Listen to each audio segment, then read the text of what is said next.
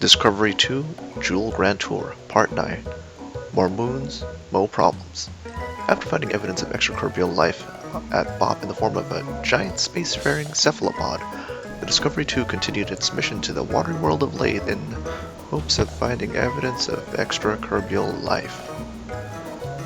Being a bit anticlimactic and busy studying spacecraft and samples, Dr. John Kerman, mission exobiologist, couldn't be bothered landing on Laythe. Jeb EVAs happily volunteered. First to get there. Since we're in a higher Julian orbit at BOP, we ejected retrograde with respect to Jool to drop down to Laythe via home and transfer. Course corrections had to be made after that somewhat wobbly burn, as the original intercept would result in a retrograde orbit, which I personally find annoying and confusing. The mobile Cathane drill refineries aren't equipped for atmospheric flight, so landing on Laythe wasn't in the cards. So to save on fuel, aerobraking would be used to circularize orbit over Laythe. Still, the Discovery 2 would be coming in too hot, so a short deceleration burn was needed. Without it, this would happen.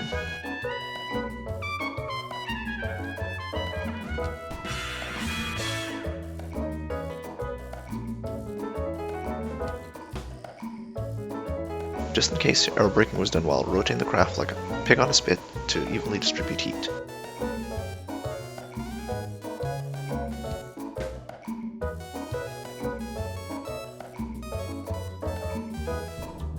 Still wasn't quite enough. A short burn was performed to complete orbital capture.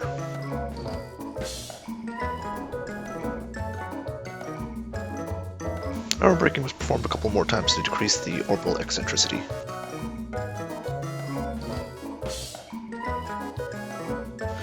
After circularization, the science lander was undocked with Jeb aboard. A short retro burn was done to drop periapsis into the atmosphere to allow aerobraking for entry and descent, once more saving fuel. At 1500 meters per second and 22 kilometers altitude, drogue chutes were popped and a successful landing was made.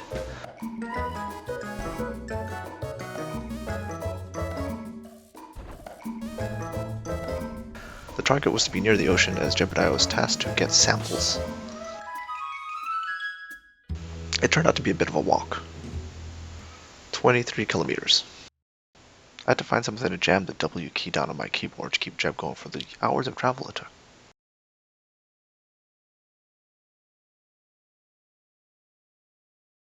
Jeb saw his first beach in 2 years.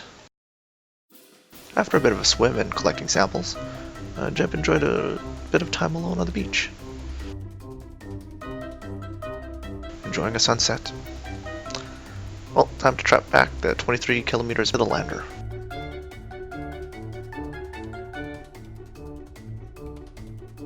In order to save weight and hence fuel, the lander was loaded with limited oxidizer. The oxygen atmosphere of Laythe would provide the oxidizer for the Rapier engines by running in air breathing mode. To reduce drag, air intakes were closed on 2 of the engines, shutting them down.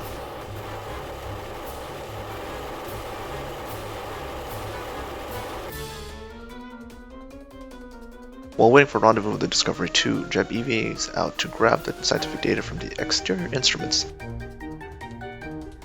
It's also easier as frames per second is a lot better without the Discovery 2 nearby.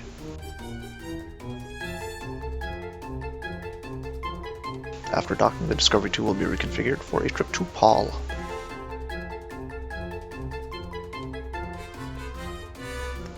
With Paul's low gravity and hence the low orbital velocity, it seemed like the ideal place to mine cathane and refuel, as it won't take much fuel to bring up the newly mined fuel. When first driving the Julian system at Val, ion-powered prospector probes were sent out to all of the moons of Jool that I remembered. Since then, the cathane deposits have been mapped on Paul. The equatorial orbit over Paul was established, with an extremely low orbital velocity of about 80 meters per second. This gave Jeb an idea. Jeb would die EVAs under the pretense of checking the tire pressure, but really makes a run for the surface. Jeb don't need no spacecraft to land. He'll do what he wants. He'll do what he wants. Ain't no one gonna stop Jeb.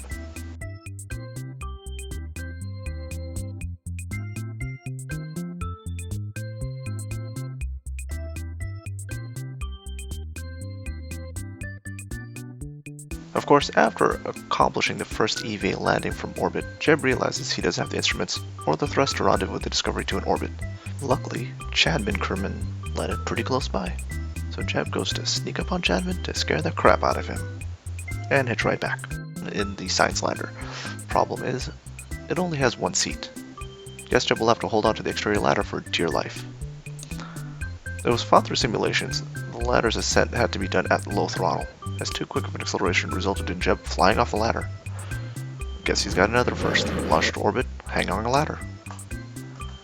Meanwhile, during the shenanigans, the MKDR has been mining and bringing up fuel to the Discovery 2. Stores were running low as mining wasn't possible on Laythe. After topping off the fuel and reintegrating the lander, Discovery 2 headed for Tylo, the Forgotten Moon. Due to a small math error, the Discovery 2 was one probe short of what turned out to be the 5 moons of Jool. The Val probe was recaptured from polar orbit before leaving Val to be retasked for Tylo. Now that the retasked probe is at Tylo in polar orbit, it's time to activate the instruments. Oh! I guess it wasn't the Space Kraken that broke the last probe. Well, now that's gathering data, time to get the Discovery 2 over to Tylo. Ejection burn. Unfortunately, the 2.5 years of recording these, I kind of lost the original videos of landing on Tylo. The main thing is, it would require about 2,600 meters per second of delta V to do a landing, which was just under the available delta V of the science lander.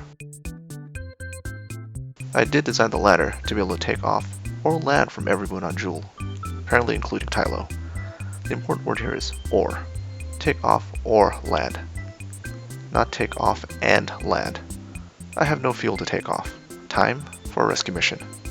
Coming up next, the 23,000 meter per second delta V giant space asparagus Prometheus to the rescue.